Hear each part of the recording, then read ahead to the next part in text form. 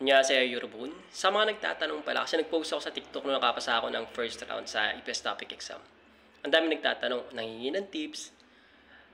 Actually, 2023 pa po ako nag-aral. Pero nung nag-enroll ako sa school, KLC, sa RTC, so after yun, hindi muna ako nag-aral noon. Para kumuha lang ako ng reference sa pag-aaralan ko. Tapos parang pinapasok-pasok lang sa pagtatrabaho. Hindi agad ako nagtuloy-tuloy talaga ng dire-diretso aral. Sa ganitong pa 6, akong bibilahin ko po siguro 6 months lang talaga ako nag-aral ng tuloy-tuloy, ng dire-diretso. Siyempre po yung una kong inaral is yung Hangul, yung Korean alphabet, yung kung alam mo yung vowels, yung consonants. Yun po yung pinakauna yung aralin kasi po hindi po kayo makakapag-proceed sa mga susunod kung hindi kayo marunong magbasa. Nung nakabisado ko ng Korean alphabet, habang papunta po ako sa work, nagbabasa ako ng mga Korean.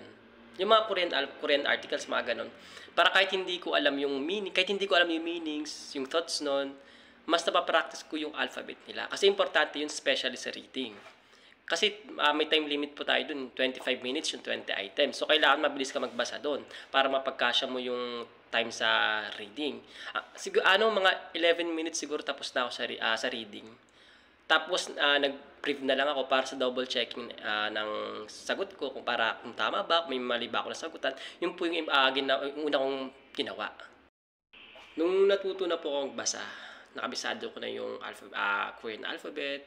Ang sinunod ko po din, rule of pronunciation. Kasi sa mga pronunciation, nakakatulong po siya sa listening at sa pagpo-pronounce natin. Kasi pag may ibang mga words na nag-iiba yung pagpo-pronounce, depende sa katabi nila, sa kasunod nila.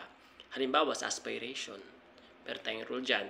Meron din po tayong rules ng particularities of tiyot, tsaka riol. Tapos, meron po tayong rule of voicing, rule of reduction, rule of tensification, 16 rule of pronunciation. Nakakatulong po siya especially sa listening. Mas malalaman natin, ma-identify natin kung ano nga ba yung sinasabi. Natuto na po ako sa rule of pronunciation. Next ko naman po yung native and Sino-Korean number. Kasi nagagamit po natin yan sa pagbibilang. Dapat alam niyo po kung saan ginagamit yung native Korean numbers, Sino-Korean numbers. Kasi lumalabas sa atin yung calendar, yung time, receipt, prices, tsaka counting units. Kailangan alam niyo rin po yung mga counting units. Yung paano ginagamit na counting units sa animals, sa tao, sa mga bagay, sa machine. May mga iba-iba pong gamit yan. Kaya kahit hindi niyo po alam yung binibilang na bao na words na yon, kung yung kasunod niya na counting units, alam nyo, ma-identify nyo po yun. Ito naman po is yung location direction. Importante po natin pag-aralan yung location and direction. Halimbawa po, yung we, are, orinjuk, wenjuk. Kasi po lumalabas siya sa listening. Dalawa yung lumabas po sa akin nun eh. Tapos sa skill test po, may sa command, syempre, yung direction, kunwari, saan natin, patas kamay ba, baba kamay, sa in Korean po yun. Kaya, para pag nag-aaral ka ng location and direction, makakatulong din po siya sa skill test natin. Tsaka po sa nahihirapan sa graph, wag po kayong mahirapan sa graph kasi yung graph po, bonus po yan. Actually, 5 graph po yung lumabas sa akin, tuwang-tuwa ako nun eh. Bakit? Kasi alam ko yung mga keywords na ginagamit. Hindi mo na po kailangan aralin o hindi mo na kailangan basahin buong graph eh. Yung keywords na lang po yung babasahin nyo dun. Tapos mabilis yung malalaman sa basta alam niyo yung keywords. Ako tuwang-tuwa talaga ako nung lumabas sa akin 5 graph. Sunod-sunod po yun. Tsaka aralin nyo rin po yung mga particles. Kasi yung mga particles, importante po yan sa sentence. Kasi malalaman nyo kung ano yung topic, yung subject, yung time, yung object, yung place of action. Kasi pag hindi nyo, halimbawa, hindi nyo rin alam yung mga mga vocabs na yun, yung words na yun, pag may kasunod yun na particles, malalaman nyo, ay ano pala to? Time, ito yung time. Ito yung place of action. ESO, place of action yun. Yung subject, object, malalaman nyo po yun. Pag napag-aralan nyo yung mga particles. Ko rin pala yung mga sign, yung mga prohibition, yung mga, basta lahat ng sign, aralin nyo rin po. Tsaka yung tools, aralin nyo kasi lumalabas din po yun. Kasi sa akin, ilang tools yung lumabas, 2. Aralin nyo rin po yung mga ID, yung mga announcement, yung mga business card. Kasi sa akin, lumabas sa akin yun yung ticket ng bus. Tsaka po everyday na sa pagtatrabaho ko po, everyday naglalaan po ako ng Especially sa may mga work po, wag po kayong mag-resign sa trabaho nyo kasi kailangan nyo po yan. Hindi naman po kasi agad na pagka-exam nyo, ma-hire naman po agad kayo. Para ipasok-pasok nyo lang po siya sa pag-aaral nyo. Halimbawa sa akin na may trabaho ako, everyday nagpakabisado ako ng 20 vocabs. Tapos, yun, dinadagdag ko na lang siya hanggang dumami. Actually, naging 2,000 plus yung vocabs ko eh. Basta araw-arawin nyo po yun. Wag nyo pong hahayaan na kalimutan yung, di ba, nagkabisado kayo ng vocabs ngayon. 20. Kinabukasan, idadagdag mo yung 20 sa 20 na naman. O kaya 10, depende po sa capacity nyo, kaya nyo magkabisado. Halimbawa sa akin, nagkabisado ako kahapon ng 20. Kabisado ko na yon. So, kinabukasan, nagdagdag ako ng 10. So, kung nangyayari, 30 na yung kinakabisado ko. Huwag nyo pong hahayaan na hindi nyo makaaralin yung 20 na kinabisado nyo kasi malilimutan nyo po yan. Kung sa baga, magdagdag lang kayo na magdagdag. Halimbawa, hindi nyo pa masyadong nakakalimutan nyo yung 20 sa huli, yung una nyo kinabisado. Pag ginaraw-araw nyo po yan, familiarize na po yung mangyayari yan eh. Hindi nyo na kailangan kabisadin kasi magiging familiar na lang yan eh. Tsaka wag po kayong mag-aral ng wag kayong mag-rely sa yung parang translate nila sa English, tawag doon, yung parang numerization.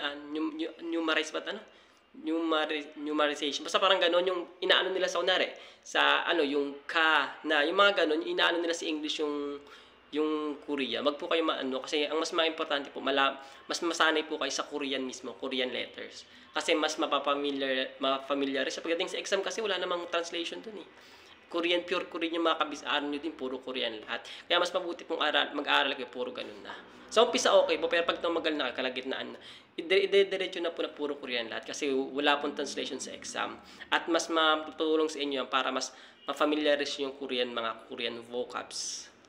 Dapat din pala sa araw-araw parang may time management ka. Halimbawa, ngayong araw dapat kung alam mo kaya pong mag-aral ng 2 hours.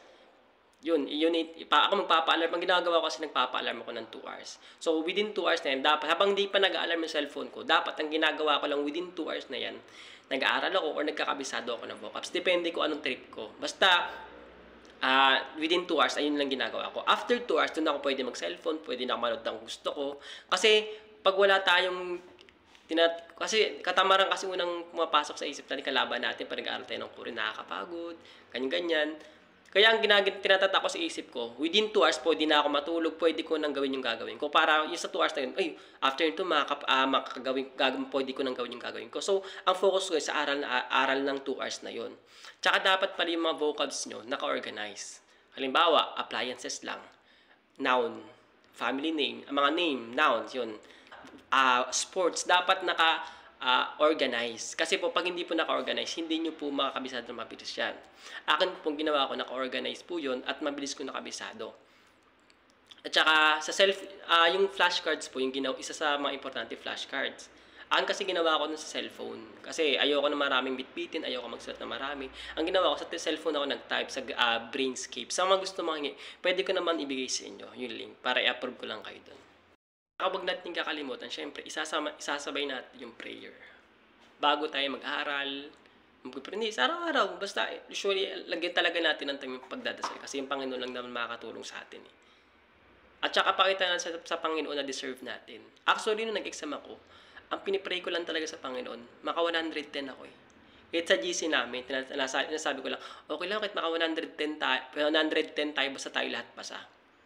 Yun lang, pinapakita ko sa Panginoon na deserve ko makapasa. Kasi useless yung prayer mo kung hindi mo ginagawa ng action. Parang sa loto yan eh. Hindi ka mananalo sa loto kung hindi ka tataya. Ganun po yan. Ang pinapray ko lang sa Panginoon, 110 okay na po ako. Pero syempre, nakita ng Panginoon na deserve ko, na pinakita niya na nag-aaral ako na maayos, yung binigyan niya ako ng 160. Kaya lagi natin uunahin yung Panginoon, tsaka lagyan natin na action.